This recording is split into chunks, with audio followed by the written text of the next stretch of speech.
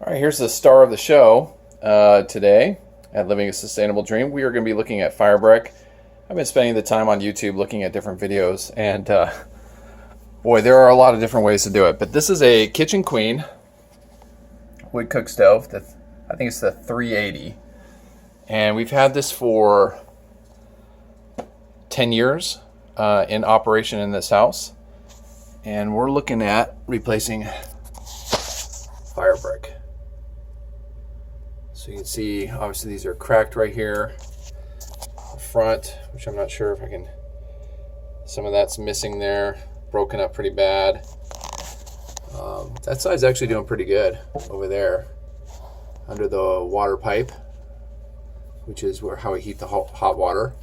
If you look in the back though, that's pretty bad right here. That's all broken right there. So I'm just gonna go ahead and take out the fire brick. So if you look here, I am trying to get this bracket right here out, and this bracket holds these bricks in place. If you look over here, this has got to come out first because this brick right there is being held in place by this bracket as well.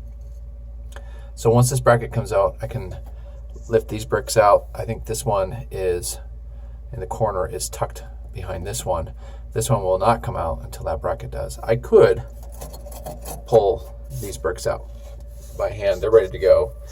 So that's what I'm at. Now, how do you get that out? I hate flatheads, by the way. This is a flathead screw right there. And they strip so easy in a bad situation. So what do I do there? Well, I use this basically spat to clean all around it, scratch around it. I use this to further scratch around it so I can get into that gap behind it, which I use from the local farm and feed store that we go to, Liquid Wrench. I love Liquid Wrench. It helps with those greasy joints or greasing joints that you need. It also is a great product for loosening bolts that are stuck in pretty tight. So, you know, that thing's been heated quite a bit and it needs to come out. Looks like it's coming out. Okay, looks like it's good to go.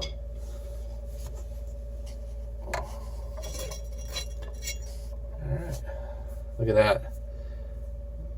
That Liquid Wrench really penetrated and got in there. That's great. Love that stuff. That should come out.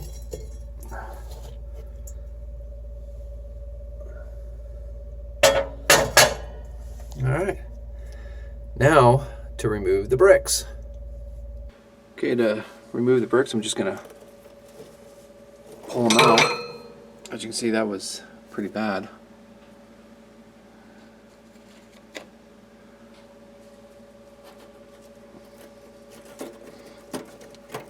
Holy moly. That's going to be a puzzle.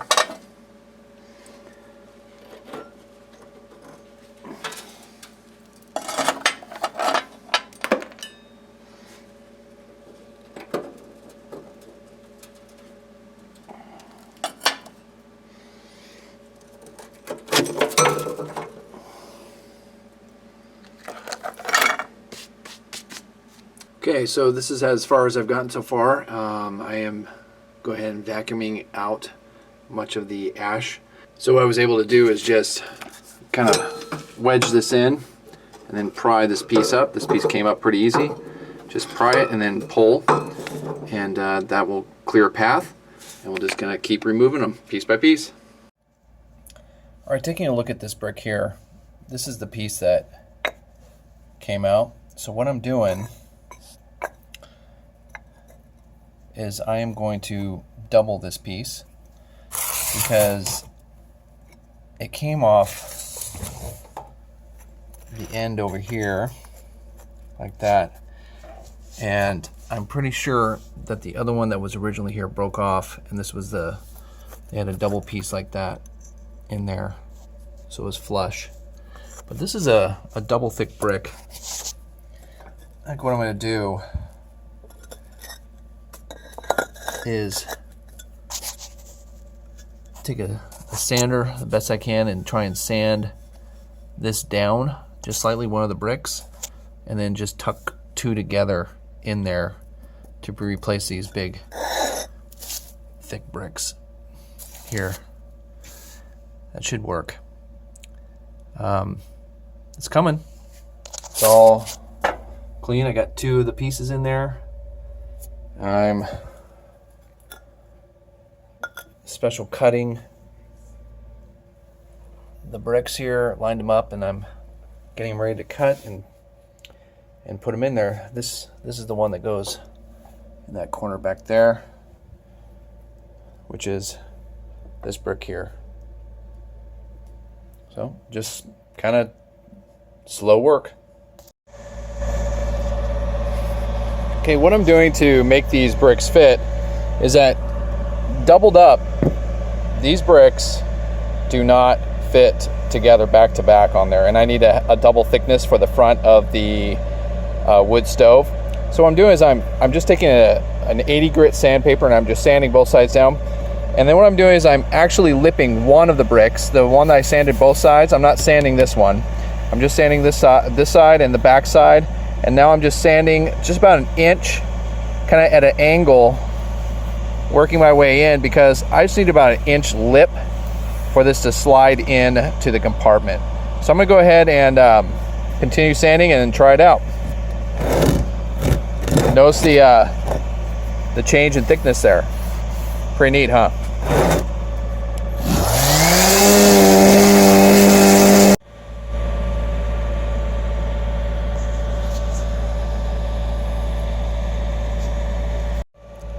All right, sanding is, it's working, okay? But I need something a little bit more aggressive. So I'm gonna take this file and work it over real good. I need to get about that much of the file, probably about that much to get it to fit to the file length itself. So I'm just gonna file it down and get it to squeeze in there.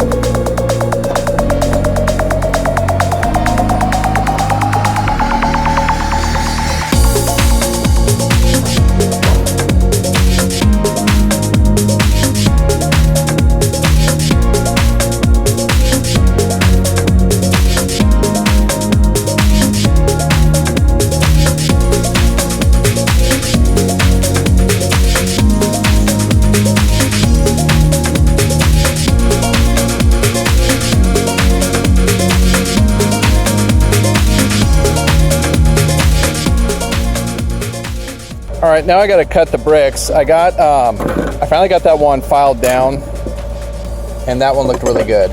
So nice fit. Just took a little bit to do it. Now I got an old saw that I repaired myself. The screws, you see how these little screws here are bolted in. This is a newer saw. This is an old saw. Pretty much the handle came loose, and I'm thinking, you know, I'll just get some new screws and nuts, lock nuts, and put it on, and I did that. But the saw has been used, it's been abused, and now I'm going to use it and abuse it by cutting brick.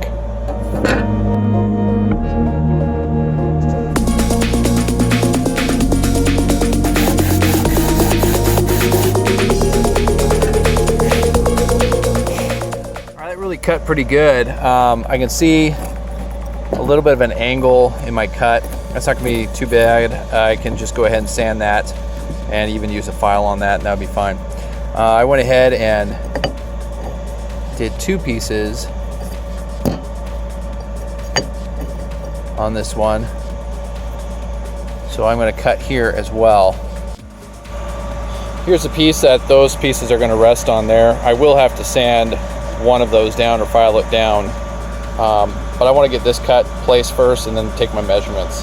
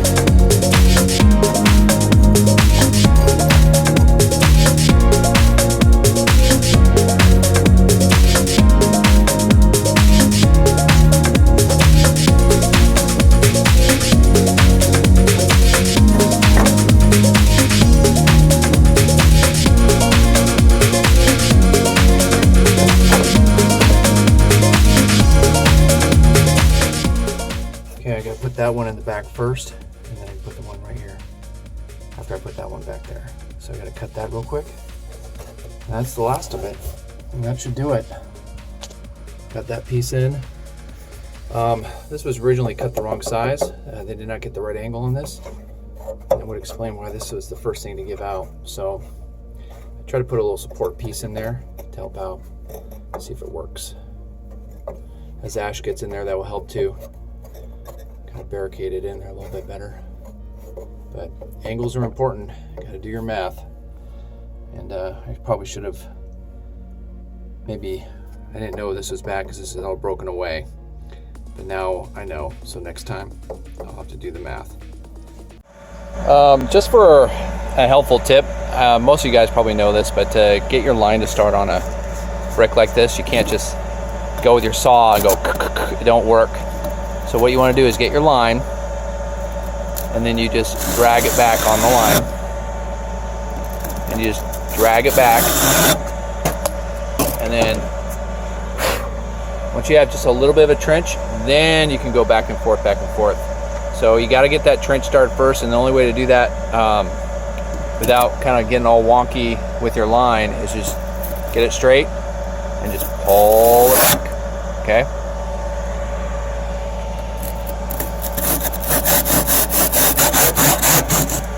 Better get two hands on this.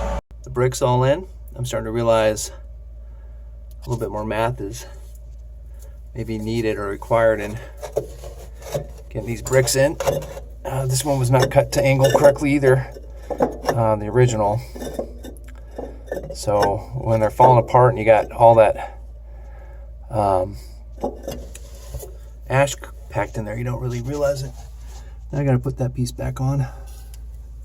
Back here, and that'll help hold things together at least. I think I understand why it cracked. Just wasn't fit correctly in there. But next time, and I don't think these bricks are going to last that long. They're not as good as the originals, I don't think. We'll see. Anyway, it is done.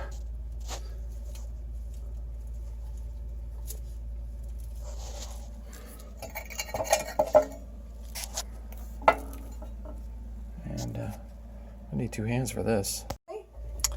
All right, here it is. I had to, so this is a double thickness brick compared to the others. So what you see there is I had to double up on the fire bricks. Okay. And there is the, put that piece back. And there's the bricks here. I left the old brick in, this is fine over here, above the water jacket, and then that piece right there is brand new. That wasn't there before, but it's holding everything together, which is nice. So now this thing is ready for winter. Isn't that cool? That's how you change the fire brick in a Kitchen Queen wood cook stove. Right there.